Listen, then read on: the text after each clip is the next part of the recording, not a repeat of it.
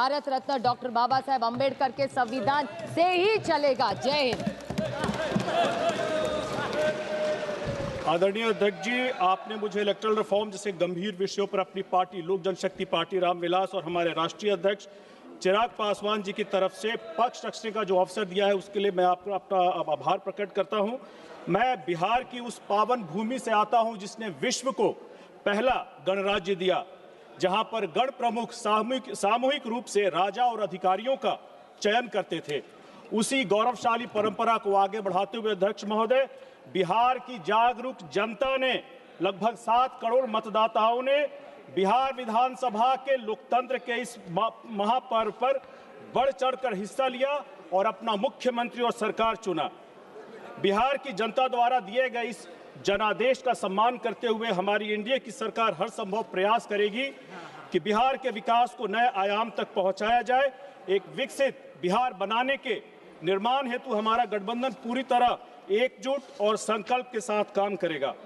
अध्यक्ष महोदय, इतिहास गवाह है कि बिहार की प्राचीन वैशाली गणराज्य किसी बाहरी दुश्मन से नहीं बल्कि अंदर की फूट और नेताओं की उस वक्त के गण प्रमुखों की अति महत्वाकांक्षा के कारण ही टूट गई थी और महागठबंधन बिहार में इसी अति महत्वाकांक्षा को दिखाते हुए दिखा जब वहां पर सीएम के उम्मीदवार खुद ही कह रहे थे कि मैं 18 तारीख को बिहार में मुख्यमंत्री पद का शपथ लूंगा।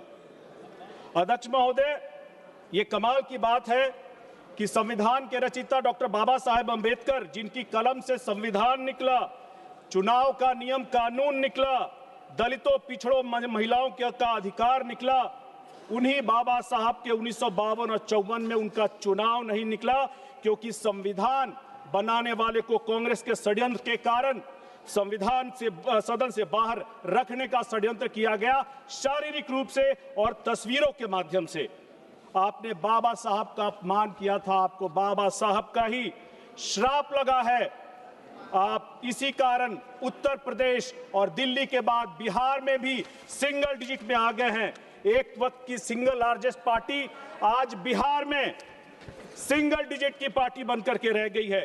चुनाव सुधारों पर चर्चा करते हुए अध्यक्ष महोदय, मैं भारतीय लोकतंत्र की एक काली सच्चाई के बारे में आपका ध्यान दिलाना चाहता हूं। बूथ कैप्चरिंग जो स्वतंत्र भारत के दूसरे चुनाव 1957 में ही कांग्रेस के द्वारा एक संगठित बूथ कैप्चरिंग करके इस कुप्रथा की शुरुआत की गई थी। 1960 से लेकर के 1990 तक कांग्रेस ने बूथ कैप्चरिंग को बिहार में एक व्यवस्था बना दिया था। वोटर की पहचान से ज्यादा अपराधी की पहचान मायने रखती थी। 1989 के में चुनाव आयोग ने एक बड़ा सुधार करते हुए बूथ कैप्चरिंग को आधिकारिक परिभाषा दी और 1991 में इसे संगीन अपराध में शामिल किया। 1975 में जब इलाहाबाद हाई कोर्ट ने श्रीमती इंदिरा गांधी को भ्रष्ट आचरण का दोषी ठहराते हुए उनके चुनाव को अमान्य किया था और चुनाव लड़ने पर प्रतिबंध लगाए थे, तब कांग्रेस ने लोकतंत्र का सम्मान नहीं बल्कि अपनी सत्ता बचाने के लिए आपातकाल लगाकर सीधे के सीधे लोकतंत्र की ही चोरी कर ली थी। अध्यक्ष महोदय, मैं 1990 के उस जंगल राज के दौर का गवाह हूं जब बिहार में बैलेट से नहीं बुलेट से नतीजे तय किए जाते थे। आज की पीढ़ी को जानना चाहिए, जहां मतदाता की आवाज बंदूक की आवाज से दबा दी जाती थी, जहां कांग्रेस ने अपने समय में बूथ कैप्चरिंग को व्यवस्था बनाया था, वहां राजद के जंगल राज में मतदान को एक जबरन व्यवस्था बना दिया गया था।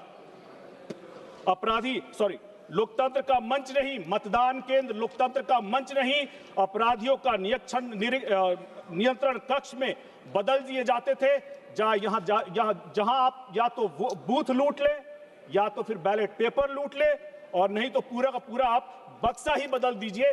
चुनाव आचार संहिता नहीं बल्कि चुनाव भ्रष्टाचार संहिता, मॉडल कोड ऑफ करप्शन बन गया था। अध्यक्ष महोदय, एक बड़ा इन्हीं सब चीजों पर ये करने के लिए एक बड़ा चुनावी सुधार 2004 में ईवीएम के माध्यम से भारत में चुनाव का आधार बना और मुझे बताते हुए आपको ये आश्चर्य भी होगा कि ईवीएम उसके बाद कांग्रेस की हर हार का जिम्मेदार भी बन गया।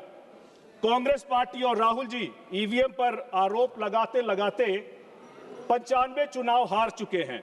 हिंदी फिल्मों में एक डायलॉग है कि फटा पोस्टर निकला हीरो। पोस्टर बार बार फट रहा है मगर हीरो नहीं, हार निकल रहा है। और सही भी है, हार ही निकलेगी, क्योंकि जब राजनीति को वर्क फ्रॉम होम की तरह चलाएंगे तो हार ही निकलेगी। लोगों का दिल जीतने के लिए जमीन पर उतरना पड़ता है। अध्यक्ष महोदय, अब तो बिहार में कांग्रेसी भी कह रहे हैं कि फटा पोस्टर निकला जीरो। माफ कीजिएगा अध्यक्ष महोदय, बिहार कांग्रेस ईवीएम पर 94 बार हार का आरोप लगाती है। अब से इनके दोषी होने का जो सबसे बड़ा आधार निकला है वो है एसआईआर। विपक्ष जिस एसआईआर को आज षड्यंत्र बता रहा है वह वास्तव में मतदाता सूची की सूचिता का वह संवैधानिक कार्यक्रम है। विपक्ष की असली समस्या एसआईआर से नहीं है। समस्या यह है कि एसआईआर से पहली बार वोट बैंक की राजनीति के नकली खंभे उखड़ गए हैं और लोकतंत्र में वही वोट रह गए हैं जो कि वैध हैं। अध्यक्ष महोदय,